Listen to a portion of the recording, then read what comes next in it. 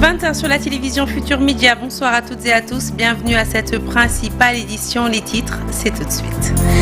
23 juin 2011, une date à jamais gravée dans les annales de l'histoire politique du Sénégal. Maître Abdoulaye Wade renonçait à son projet de réforme constitutionnelle à l'issue d'une forte contestation populaire. 12 ans après les faits, le Sénégal en proie de vives tensions au sein de l'espace politique et quasiment pour les mêmes raisons. Analystes et spécialistes vous proposent leur décryptage au cours de cette édition. Et puis, que reste-t-il du M23, mouvement mythique qui avait entraîné la chute du régime de Wade? Ses membres sont-ils devenus aphones? Abou Diallo, Mbodjen Ndiaye répondent aux questions de nos reporters. À 2 semaines de la Tabaski, le point au niveau des marchés et foirailles. À Louga, les prix des moutons sont jugés trop chers. À Dakar, flambée des prix également malgré un approvisionnement correct du marché en oignons et pommes de terre. Pour la relance du chemin de fer, petit voyage d'essai du ministre des Transports sur l'axe Pout-Diourbel. Mansour Faye annonce l'effectivité de la circulation du train de Dakar à Tambacounda au plus tard le 31 décembre 2023. Et puis, il est l'un des canonniers d'Istanbul en Jupiler League. Philippe Paulin-Kenny, après 2 bonnes saisons en Turquie, vise plus haut. L'attaquant sénégalais décline ses ambitions au cours de cette édition. Voilà pour les titres. Le développement, c'est tout de suite.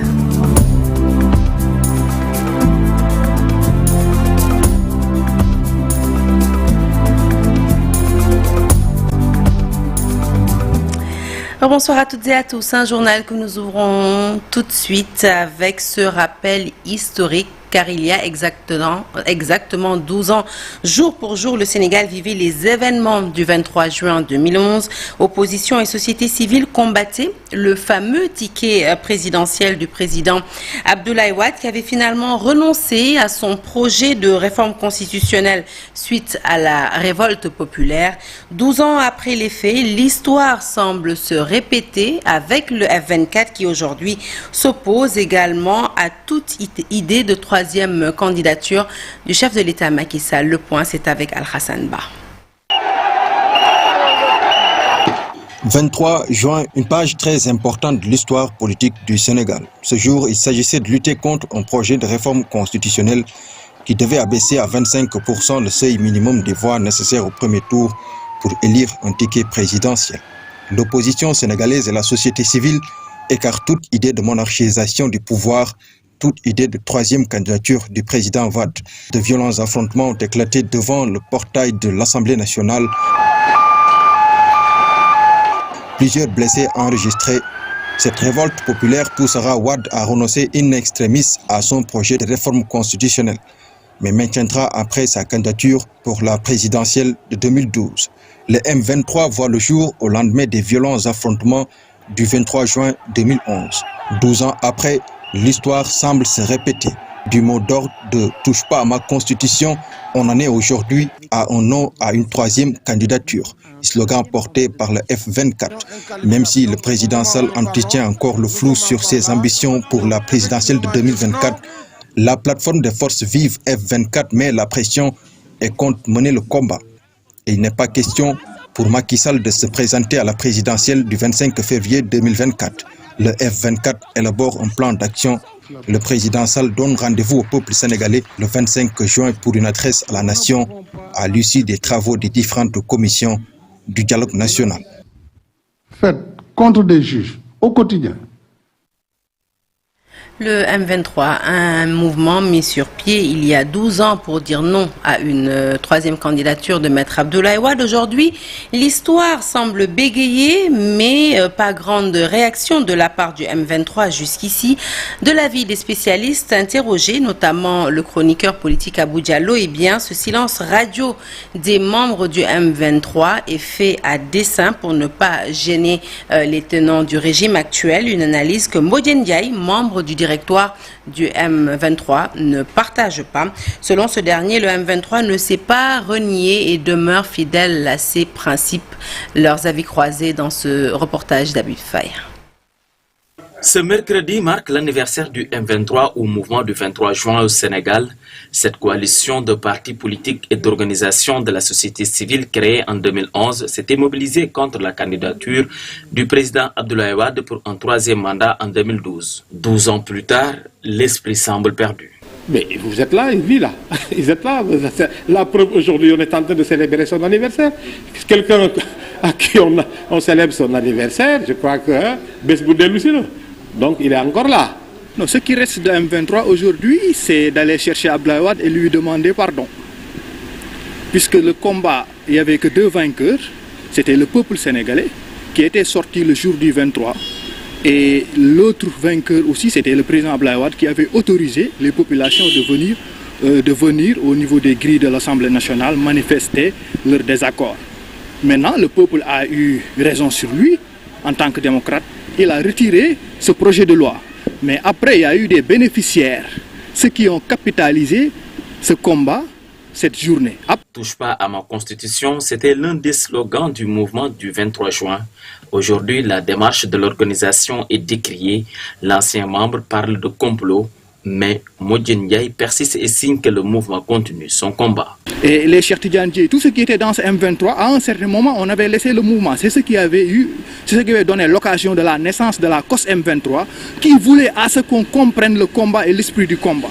Et après investigation, nous avions aussi que c'était un grand complot international pour faire partir Abdoulaye Wade. L'esprit du M23, il est constant. C'est la défense des aspirations populaires. C'est exiger la satisfaction de la commande populaire.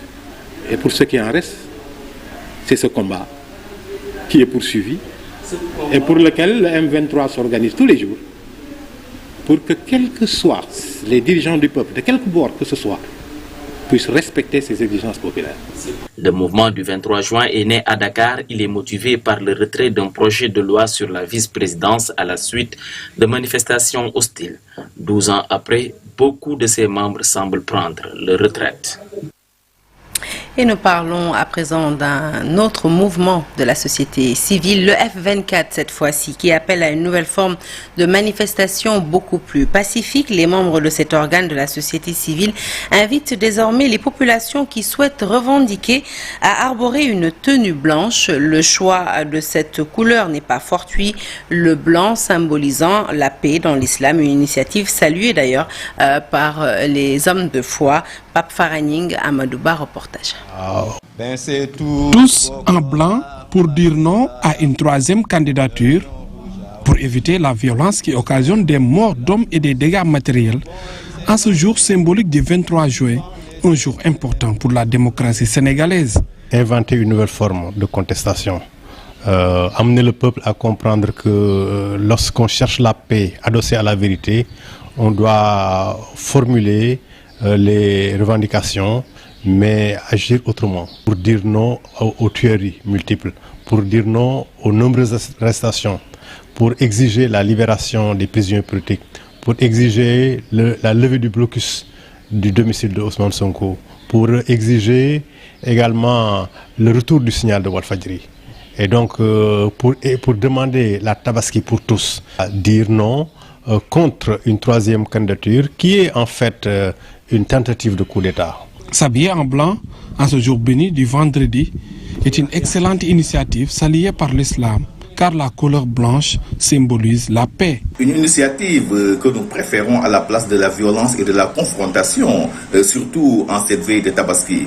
Nous devons savoir que nos mosquées sont des lieux sacrés, des lieux que nous devons respecter, honorer et épargner de tout ce qui est manifestation politique.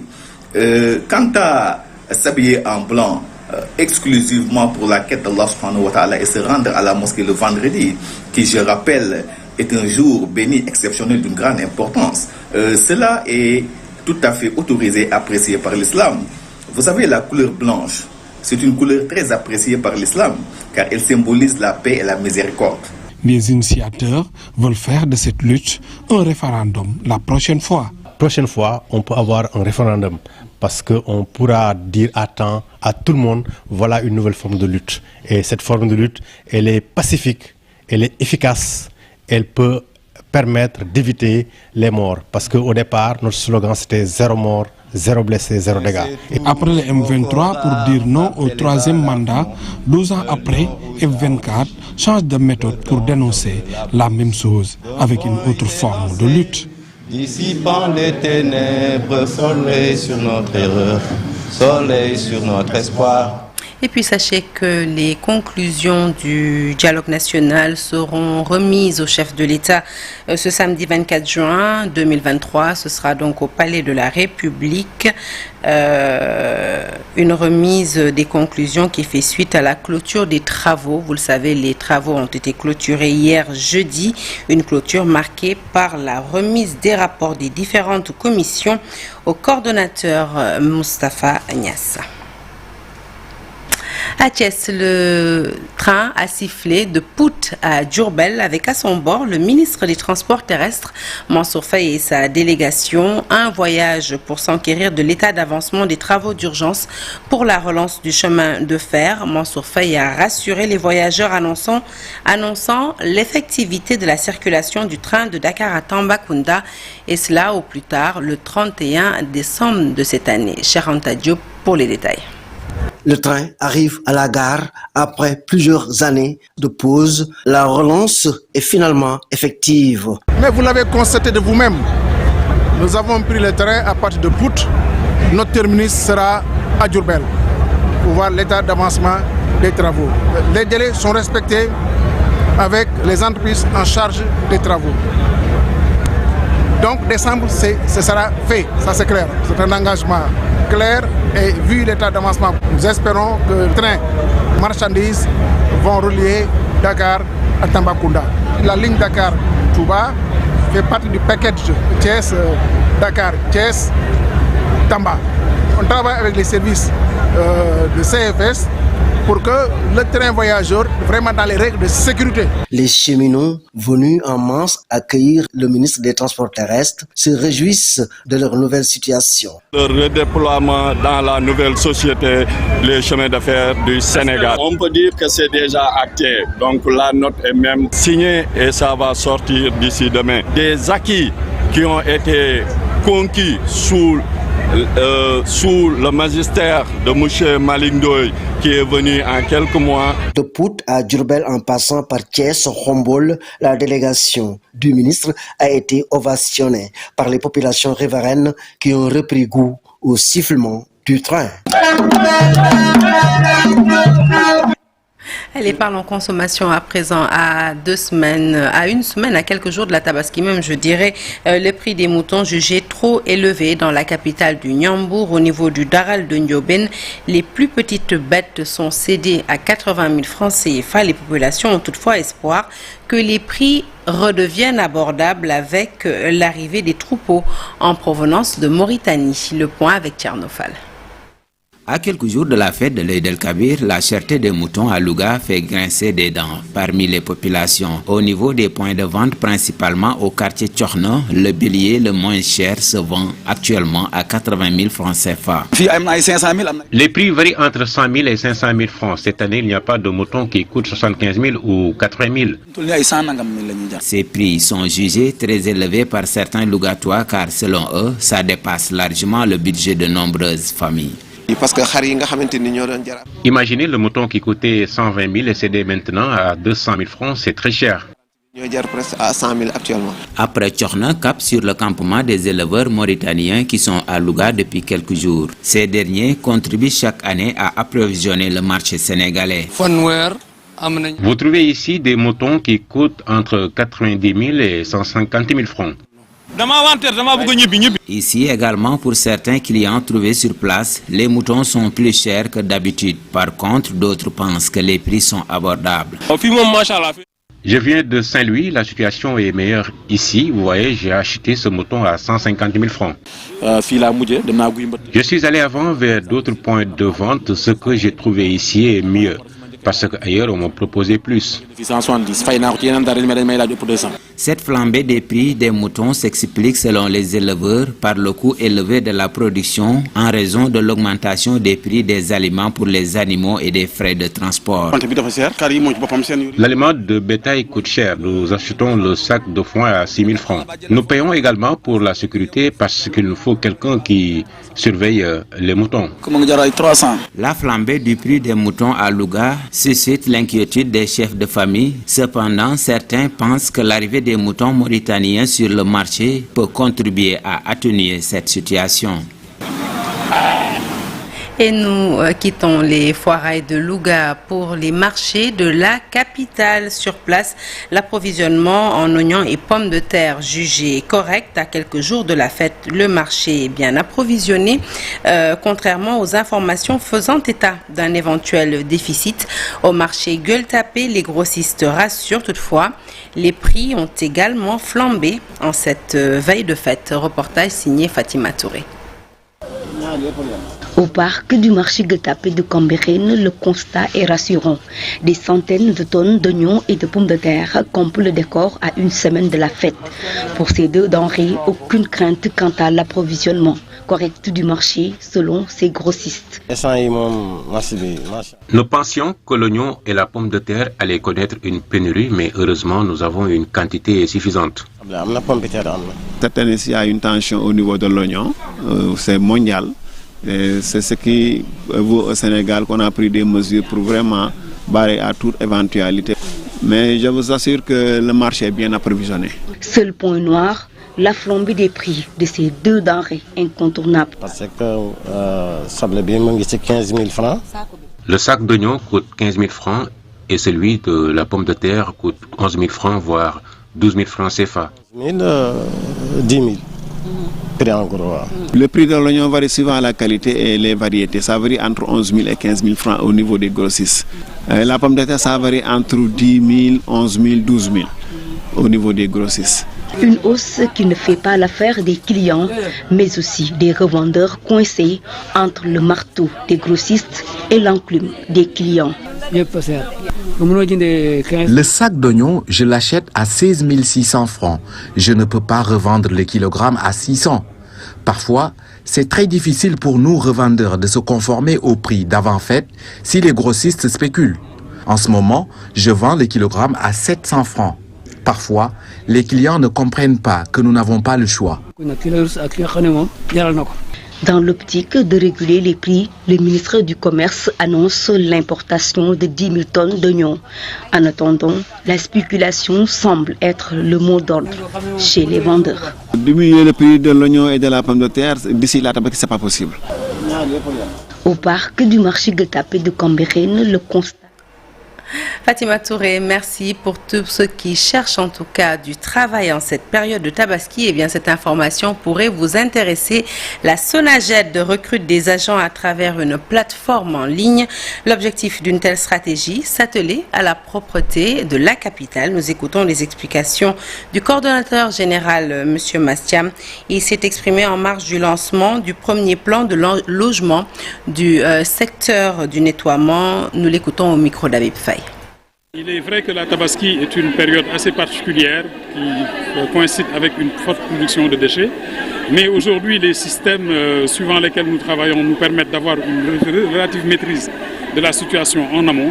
Mais il est vrai que le jour J, nous avons prévu de mettre en place un dispositif articulé autour de la mobilisation de moyens spéciaux, des moyens lourds. Mais nous avons aussi mis en place une plateforme d'inscription qui permet à tout Sénégalais désireux de participer à cet effort de nettoiement du jour de la Tabaski de venir rejoindre les équipes de l'UCG, moyennant une rémunération de 10 000 francs pour la demi-journée de travail, sachant qu'on va commencer dans l'après-midi pour finir tard dans la nuit. Mais tout ceci concourt à créer un engouement populaire autour de la nécessaire propreté qui est pour nous un préalable à l'émergence de notre pays. Mais la cerise sur le gâteau aura été l'annonce que le ministre a faite, qui consistera à octroyer un minimum de 3 hectares sur l'ensemble des ZAC, zones d'aménagement concertées, qui seront développées à l'intérieur du Sénégal. Sortie des commerçants du marché central de Mbour, la mairie dit agir dans l'intérêt des populations. Adam Assal, président commission commerce foire halles et marchés met en garde ces commerçants qui menacent de ne plus payer de taxes et les appelle à revenir à la raison.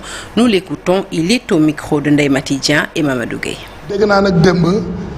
Le président Matar Diop ak son secrétaire général ñu def benn communiqué di wax que marché bi ñun dañ koy jël di ko doxalee nu ñu neexee di dagg marché bi nu ñu ko buggee mais nag il faut nit ñu xam ne marché bi bu ñu tollee ci yenn événement yi par rapport ak li nga xamante ni mooy situation dëkk bi. Et si le président Adam Sall intervient en ces termes, c'est parce que justement au Hambourg, au marché central, un collectif de commerçants a décidé de ne plus payer taxes et patentes pour les 3 prochains mois. Alors en cause, une décision prise pour dénoncer l'occupation anarchique autorisée par la municipalité à d'autres vendeurs. Chérif Mbaye est secrétaire général du marché. Nous l'écoutons toujours au micro de Ndeye Matidien. Nous avons constaté un certain manque de considération de la part du maire pour 2 faits précis. Lors de la Korité, le maire est le président du responsable des halls et marchés, le président de la commission, M. Adam Sall, je le cite nommément. Ils avaient décidé de bazarder le marché, les alentours du marché et la devanture du marché, et ainsi créer un encombrement. Ils n'ont même pas laissé la route principale qui mène de la préfecture vers l'hôpital d'Hambourg. Et c'est une route stratégique. Ils nous ont appelés à une concertation, nous avons parlé avec eux et laissé passer. Et hier soir, pour la fête de la Tabaski, ils ont récidivé, ils ont fait la même chose, sans pour autant nous appeler en concertation. Et nous avons décidé de dire stop. Dorénavant, nous allons faire face au maire et lui montrer et lui dire que dans ce marché-là, il y a ici des hommes. Ce que nous demandons, c'est qu'ils respectent les travailleurs du marché et les commerçants. Pour ce cas-ci, rien n'a été respecté. Comment peut-on bazarder? Comment peut-on encombrer le marché à la veille d'une fête de Tabaski pour prendre 10 jours et sans pour autant nous appeler en concertation? Nous avons appelé le président de la commission des halls et marchés. Qu'est-ce qu'il a dit? Nous avons pris une décision, nous allons vous informer tout simplement. Et pour ce, nous avons décidé à l'unanimité de ne plus payer les taxes municipales et les patentes à partir d'aujourd'hui. Et juste pour 3 mois. Nous avons constaté que c'est un manque de respect. La municipalité, par la voix d'Adama Sall, le président commission commerce, met en garde les commerçants que vous venez de voir qui menacent de ne plus payer taxes et patentes et les appelle à revenir à la raison. Parlons éducation avec ce coup de projecteur sur l'itinéraire des copies, une fois les examens effectués par les élèves. Alors, ces derniers viennent de terminer de plancher sur le certificat et l'entrée en 6e. Et en attendant le résultat, nos collègues de Saint-Louis qui ont pu s'introduire dans les couloirs de l'inspection d'éducation et de formation nous racontent les péripéties de leur copie, de la réception à la proclamation des résultats. Reportage signé Ousseynou Diop, Habib Sek. Après 2 jours d'examen du CFE et de l'entrée en 6e, les candidats attendent les résultats. À l'IEF de Saint-Louis commune, le dispositif mis en place par le chef de la circonscription a non seulement permis de recevoir les copies venant des différents centres d'examen, mais aussi de poser les autres actes. C'est la phase de contrôle de qualité qui va suivre avec l'exploitation des documents, particulièrement les PV, pour voir s'il y a des cas d'erreur matérielle constatés. Il est attendu le retour des bases avec anonymat au niveau IF. Après l'anonymat, une autre phase sera enclenchée. Il s'agit du retour des copies dans les circonscriptions de l'éducation et de la formation. Le feuilletage, c'est juste après avoir déjà procédé à l'anonymat, parce qu'on ne va pas corriger avec les numéros réels des enfants. On va recevoir de l'IA les numéros qu'il faudra en tout cas faire figurer au niveau des copies. La 3e étape sera la correction des copies. C'est l'étape de correction qui va suivre. Et là, la date retenue pour ce qui est de l'académie, c'est à partir du 7 juillet prochain. Après la correction des copies des candidats, les inspections de l'éducation et de la formation vont saisir à nouveau les inspections d'académie. Les IA vont ensuite valider et proclamer les résultats. Et c'est au dernier jour qu'on devrait terminer le travail pour ensuite maintenant transmettre et la base et l'ensemble des relevés à l'IA qui va se charger maintenant de procéder à la saisie des notes et le reste du processus va suivre, c'est-à-dire, après avoir saisi et validé, procéder à la proclamation, à la délibération pour proclamer les résultats. En attendant l'exécution de toutes ces phases, les candidats du CFE et de l'entrée en 6e doivent prendre leur mal en patience. Les 5048 candidats de Saint-Louis attendront encore au moins environ un mois avant la proclamation des résultats. Inquiétude dans le monde rural. À Kaolack, les producteurs affirment avoir reçu un quota de semences insuffisant et de mauvaise qualité, une situation qui risque d'hypothéquer toute espérance d'une bonne moisson malgré les montants colossaux investis par l'État du Sénégal au profit de l'agriculture. Moussa Ndaoui, membre du collectif Arsounou Momel, je vous propose de l'écouter au micro d'Ousmane Dem. Dans le département de Guinguinéo, où on a fait presque 2 jours, nous avons rencontré les commissions de distribution des semences et les cultivateurs, c'est-à-dire les ayants droit, bien les concernés. On a noté le manque de qualité et de quantité insuffisante, ce que Arsounou Momel déploie. Vous avez vu tout à l'heure les semences qu'on a amenées et qu'on vous a présentées. Vraiment, c'est déplorable. C'est regrettable pour un État. C'est regrettable aussi pour le ministère de l'Agriculture avec ses services techniques. Car le cultivateur est un citoyen sénégalais qui nuit et jour, qui se décarcasse pour avoir quoi à survivre. Donc maintenant, si nous avons une somme, si l'État du Sénégal met à la disposition des centaines de milliards pour aider le cultivateur, moi je pense que ça devrait avoir un peu de sérieux. Aujourd'hui, nous sommes le 22 juin. Nous sommes en plein hivernage. Et nous constatons que sur toute l'étendue du territoire sénégalais, nous avons constaté les premières pluies. Et jusqu'à présent, les paysans n'ont pas encore accès aux semences. Jusqu'à présent, à l'heure présente où je vous dis, il y a des paysans qui n'ont pas encore reçu de semences pour au moins préparer ou bien semer leur graines d'arachide. Retour à Dakar, à la cité Bellevue plus précisément, où les habitants sont désemparés. Sur place, l'insalubrité hante le sommeil des riverains. Le quartier est inondé par les eaux usées qui s'écoulent des tuyaux de canalisation. Les populations qui ne savent plus à quel sein se vouer interpellent l'Office national de l'assainissement du Sénégal. Rokhaya Fall est porte-parole des habitants. Elle est interrogée par Abdoulaye Patéane. Il y a une petite partie du mur qui cède. Toute l'eau va envahir notre cité et ce sera une catastrophe sanitaire. Nous vivons dans les eaux d'égout depuis 10 jours et c'est inadmissible.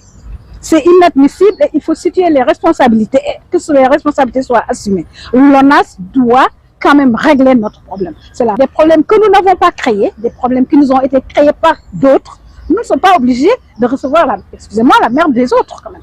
Parce que nous vivons dedans. Il faut sauver la cité Bellevue. Nous sauver des eaux pluviales et nous sauver aussi des eaux usées. Les étangs, hein? Voilà. Nous avons été inondés.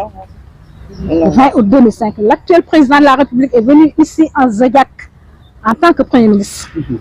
On a fait le tour de la cité, il était en Zodiac, avec beaucoup de membres du gouvernement. Donc le problème ne date pas d'hier. Le président Abdoulaye Wade nous a fait ce mur-là. Le mur dont je vous ai parlé et qui menace de tomber parce qu'il y a des interstices et l'eau des égouts passe par les interstices pour envahir notre cité. Donc il y a quelque chose à faire et c'est urgent. L'ONAS doit faire quelque chose. Je ne sais pas où se trouvent les techniciens, où sont les ingénieurs de ce pays-là. Culture pour terminer. Aujourd'hui, nos reporters s'intéressent au Mbakhalou Arao, un plat à base de mil qui veut trouver sa place dans le menu des ménages sénégalais. Alors, de l'avis des concepteurs de ce mets, sa promotion va favoriser le consommé local en élargissant aussi la palette de plats sénégalais. Le constat est fait. Les activités pour la promotion de ce nouveau plat consiste à encourager les agriculteurs à promouvoir les cultures maraîchères et à valoriser les céréales locales. Ibou Diouf et Pape Sangone May ont assisté à la préparation de ce Mbakhalou Arao. Bonne dégustation. Une toute nouvelle trouvaille. Un plat local à base de céréales du pays. le mbakhalou araou ou cette autre manière de promouvoir le consommé local. Tout simplement. Donc le mbakhalou araou, donc elle a voulu faire du mbakhal. À un moment donné, elle a vu qu'elle avait un peu de farine de mil. Elle a dit pourquoi pas. Donc voilà, faire des granulés de mil et puis voilà. Dans l'Afrique à travers nous, il y a un volet Badjen Wahma.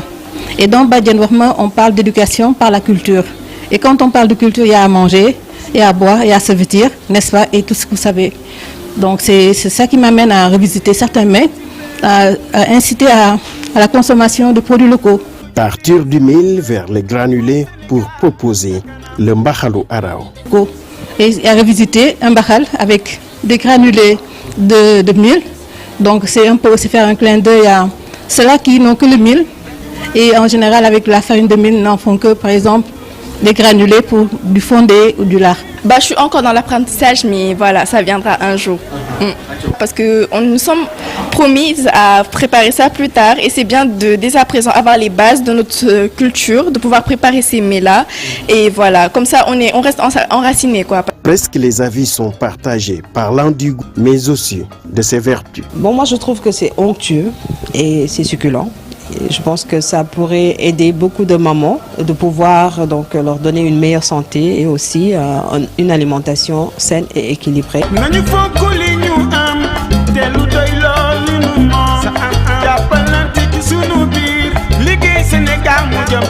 Franchement, c'est vraiment bon. Je pensais pas que ça allait être comme ça, mais en fait, le truc, c'est de savoir aussi que c'est local et que aussi c'est ma mère qui le fait. Donc déjà là, il y a l'amour parce que c'est ta maman, mais aussi parce que c'est très bon et tu sais que c'est ta culture. Donc voilà. Le mbakhalou araou, c'est succulent et c'est en faveur de la promotion des produits locaux. Une recette supplémentaire pour donner vie et plus de goût à une autre forme de mbakhal, cette fois faite à base de araou. Félicitations à la conceptrice du mbakhalou araou et c'est une bonne transition pour vous souhaiter bon appétit si vous êtes à table. L'actualité se poursuit sur toutes nos plateformes digitales. Tout de suite après moi, retrouvez à nouveau la grande Binta Diallo pour la deuxième partie du Soir d'info. Excellente suite de programme en notre compagnie et très bon week-end.